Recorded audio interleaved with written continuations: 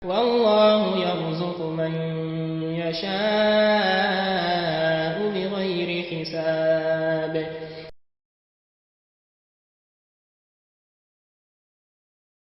Alhamdulillah, remercions Docteur pour ces explications. C'est-à-dire, moi, ma question va porter surtout sur le premier jour de Ramadan. Parce que souvent, par rapport à la lune, il y a certaines personnes, lorsqu'on ne voit pas vite la lune, c'est-à-dire lui, il dit, bon, il va se coucher. Il n'attend plus, il dit, bon, il va aller se coucher. Et dans son intention, s'il se réveille, si on a vu la lune, s'il se réveille, il jeûne. Si on n'a pas vu la lune, s'il se réveille, il ne jeûne pas. Qu'est-ce qu'on peut dire enseignant les personnes? Merci beaucoup. Quand nous guide sur le droit chemin. En ce qui concerne la première question,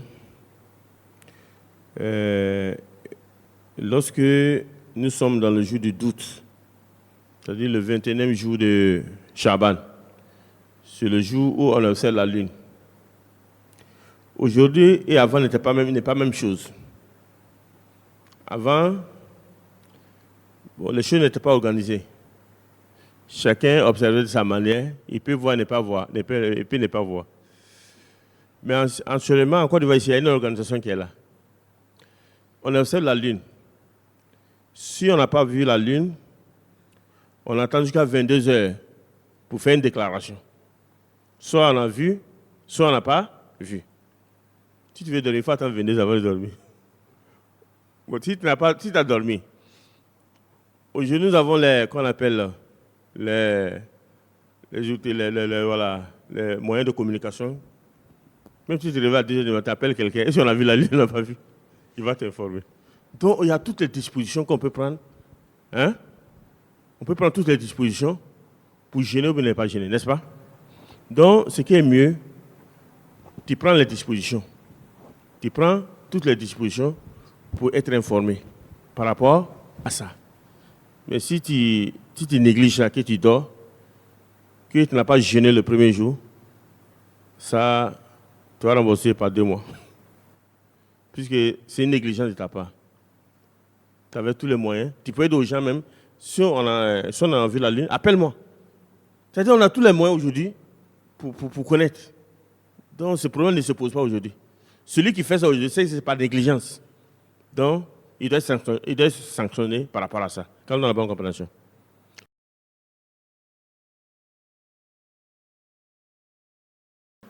Et de 2, on dit de prendre l'intention du jeûne. Comment se prend l'intention du jeûne? Par rapport à l'intention du jeûne, il faut forcément prendre l'intention la nuit. C'est ce que le prophète sallallahu alayhi wa sallam dit. Il dit, Man lam yubay siyam al-layl fala sawma lahu. Il dit, celui qui ne prend pas l'intention de jeûner la nuit n'aura pas de jeûne.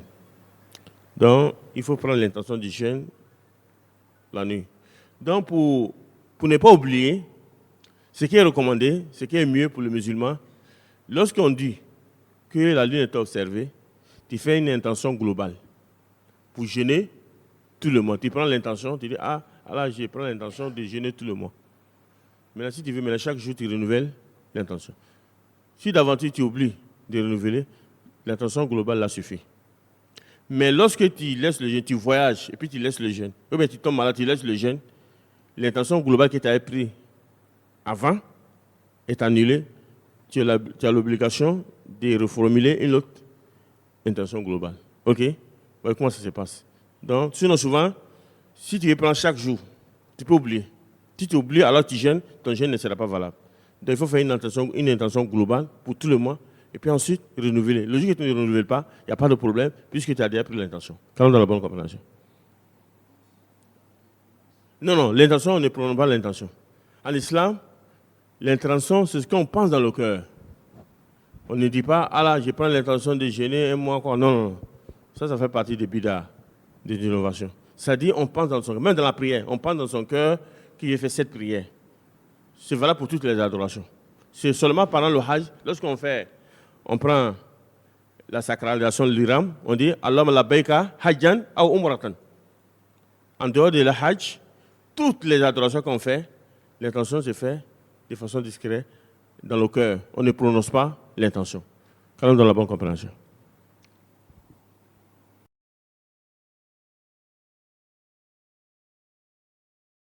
Salam alaikum, docteur.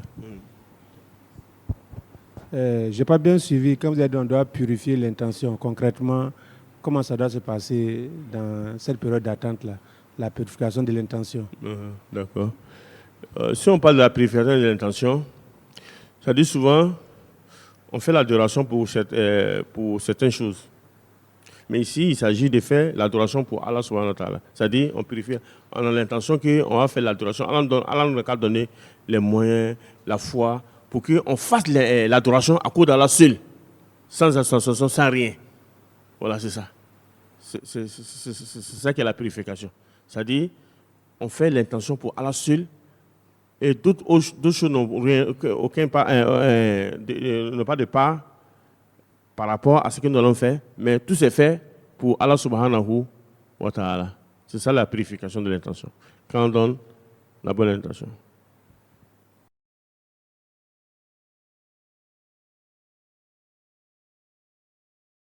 Salam alaikum. Salam alaikum. Alors, il est dit que toute la terre est mosquée. Donc, durant quand même le mois de Ramadan, on va voir quand même des places de prière partout. Alors, quel est le cas de ces prières-là? D'accord, merci beaucoup. Ça, ils n'ont pas bien compris la 10.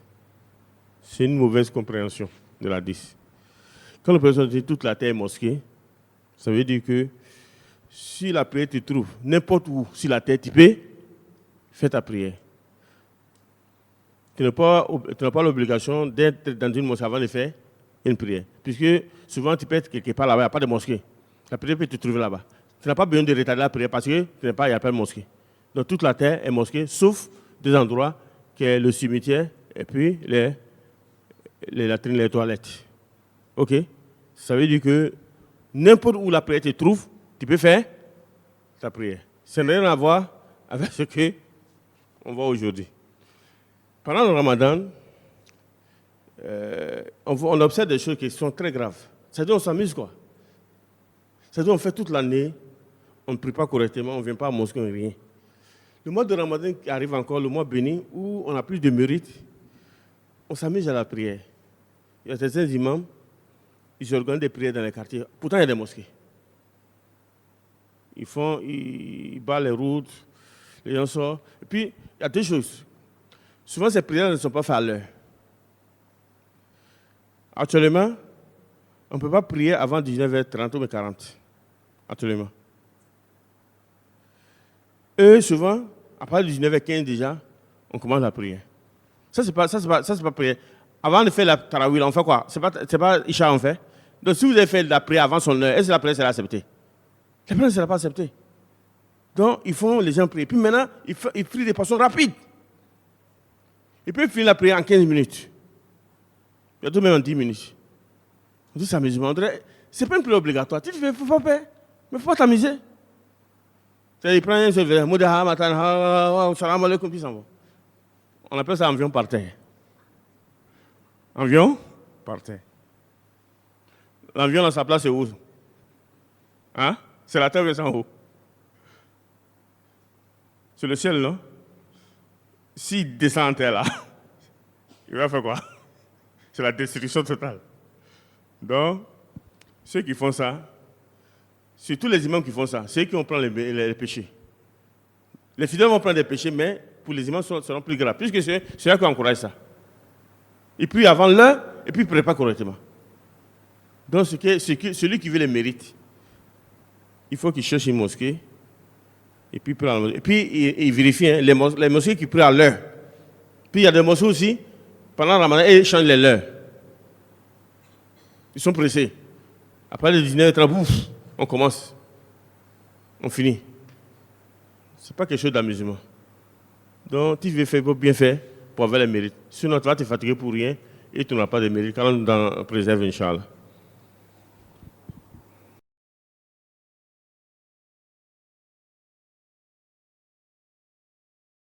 Salam alaikum.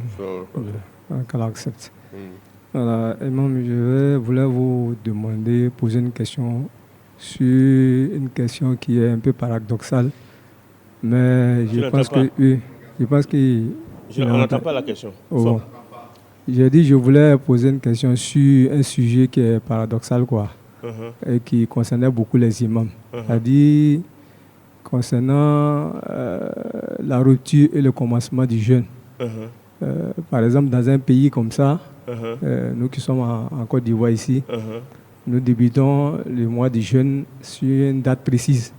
Sur quoi? Sur une date précise que nous avons fixée ici. C'est-à-dire que les autorités ont fixé. C'est-à-dire quand les autorités compétentes de nos pays décident, lorsqu'ils ont vu la lune, de commencer demain la prière, tout juste à côté de nous ici, à la frontière, qui par exemple on peut dire au Mali ou au Burkina, à la frontière là, et ils voient la lune, et nous, on ne commence pas le jeûne. Ou soit comme ça, l'Arabie Saoudite, ils voient la lune, et on est informé ici que l'Arabie Saoudite a bel et bien vu la lune. Et les médias sont là, et nous, on ne commence pas le jeûne alors qu'on est informé. Et nous voulons en savoir plus. Merci beaucoup. C'est une très bonne question. Le prophète dit dans un hadith, il dit Soumu l'uruhiyati wa aftiru l'uruhiyati. Il dit jeûnez lorsque vous avez vu la lune, vous avez observé la lune, le croissant lunaire, et rompez le jeûne aussi lorsque vous observez le croissant lunaire. Ici, il y a un problème politique et il y a un problème religieux aussi. Chaque pays est souverain. Donc, lorsque le pays décide que nous, on se base sur notre propre vision, en l'islam, il n'y a pas de convénient à cela. Ok? Si Mali voit, ils peuvent gêner. Si Côte d'Ivoire voit, le même jour que le Mali, Côte d'Ivoire peut gêner. Par contre, si Côte d'Ivoire voit, le Mali va, si Mali veut, Mali ne gêne pas. Et vice versa. C'est comme ça. Ok? Même l'année passée, je pense que Côte d'Ivoire gêner un jour avant le Mali. Côte d'Ivoire gêner un jour avant le Mali. Même si l'Arabie Saoudite voit aussi, on n'a pas l'obligation de gêner puisque nous, on ne l'a pas vu ici. Ok? Puisque surtout même notre pays arabe, ça veut dire qu'il y a une différence. Donc, ça, ce n'est pas un problème. Ce n'est pas un problème. Le prophète dit de gêner avec tout le monde et puis de rompre le jeûne avec les gens. Bon, si les gens de ton pays disent qu'ils ont vu ces jours-là, tu gênes avec eux. Ça, ce n'est pas ton problème. Allah ne va pas t'interroger par rapport à ça. Ok? Toi, tu gênes avec eux, tu rompes le jeûne avec eux. Même si tu es malien, tu es encore devant ici, tu ne dois pas attendre que le Mali voit la lune. Si la Côte d'Ivoire voit la lune, ça veut dire que la Côte d'Ivoire, tu jeûnes. Si tu es au Mali là-bas, tu es ivoirien là-bas, si le Mali voit la lune, tu dois jeûner avec les Maliens. C'est ce que l'islam demande. Ok? Il n'y a pas de problème en cela. Même autant de problèmes, le problème se posait. Après ça, moi aussi, le problème se posait. Cham, qui est la Syrie aujourd'hui. Eux, souvent, ils voyaient la lune, la Mecque ne voyait pas. Les gens, les Mecques ne gênaient pas. Comment vous allez là-bas, Koweït, Arabie Saoudite, Qatar, c'est des pays qui sont proches. Mais personne ne gêne par rapport à la vision de l'autre. Chacun gêne par rapport à sa propre vision. Donc c'est comme ça, en l'islam, il n'y a pas de problème en cela. Ok? Qu'allons dans la bonne compréhension, qu'une question sur notre chemin.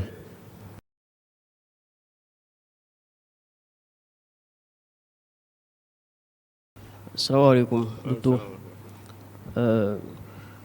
Concernant le hadith dans lequel le prophète nous dit que lorsque le mois de Ramadan arrive, toutes les portes de l'enfer sont fermées et celles du paradis sont ouvertes.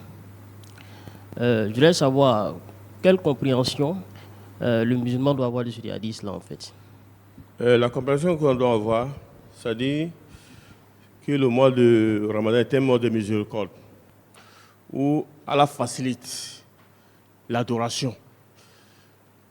L'adoration qui est la cause de l'accès au paradis. Et qu'on appelle, pendant ce mois de Ramadan aussi, les choses qu'on fait pour encourir la colère d'Allah, on s'éloigne de ces choses-là, généralement. Même ceux qui font les conneries, là, quand Ramadan arrive là, il arrête d'abord, n'est-ce pas? Même ceux qui font qu'on appelle go, les petits français, comment on dit ça? Voilà, et puis ils ont les petits, ceux qui vivent en concubinage, ou je ne sais pas, voilà. Voilà, si on a dit, Ramadan arrive, on a qu'à arrêter d'avoir. On dirait si Allah seulement, Allah existe pendant le Ramadan et n'existe pas pendant les autres temps. Donc, c'est cette compréhension qu'il faut avoir. Ok? C'est pas que si quelqu'un meurt, par exemple, il va directement dans le paradis. À d'autres qui ont compris, non, non. Oh, ben, si quelqu'un. Non, non, c'est pas ça. Ça veut dire que c'est un moment qu'on appelle de miséricorde où les causes de l'adoration sont faciles. Où on peut adorer facilement Allah subhanahu wa ta'ala. C'est les adorations qui sont la cause de l'accès au paradis. C'est cette compréhension il faut comprendre, Inch'Allah. Quand on donne la bonne compréhension, qui nous guide sur le chemin.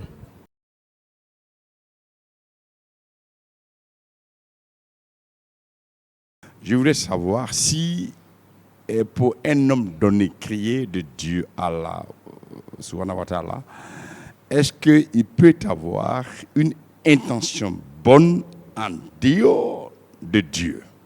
Voilà. Est-ce que moi, je peux avoir une bonne intention si je ne prends pas en compte le facteur divin? Voilà. Bon, la question n'est pas trop claire pour moi. Non, alors, je veux dire, est-ce que dans la typologie, dans la série des intentions qu'on qualifierait de bonnes, est-ce qu'on peut dire que son intention est bonne si et seulement si cette intention-là n'est pas associée à Dieu? Ici, l'intention, personne ne voit l'intention de l'autre. Voilà, l'intention, c'est entre l'individu et Allah subhanahu wa ta'ala. C'est là qui sait si l'intention est pour lui ou bien si ce n'est pas pour lui. On ne peut pas juger quelqu'un par rapport à son intention, puisqu'on ne voit pas les intentions. Voilà, donc on ne peut pas juger quelqu'un par rapport à ça. Même si quelqu'un fait quelque chose, on ne peut pas dire qu'il a fait ça de mauvaises intentions, mais de bonnes intentions. Nous, on dit que, bon, en tout cas, nous le jugeons par rapport à l'acte qu'il pose, mais pas par rapport à son intention, puisque l'intention est une chose invisible qui est cachée.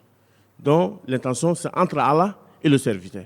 Quand on a la bonne compréhension et qu'une guide sans intention.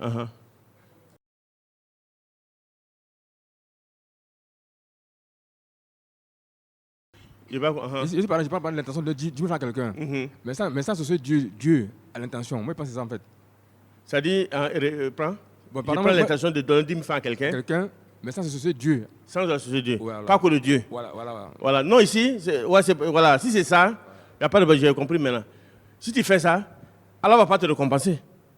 Mais ton intention est bonne.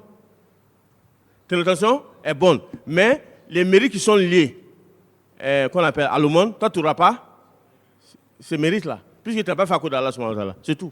Si l'intention est bonne. Quand on a la bonne compréhension. Salam alaikum wa rahmatullah. والله يرزق من يشاء بغير حساب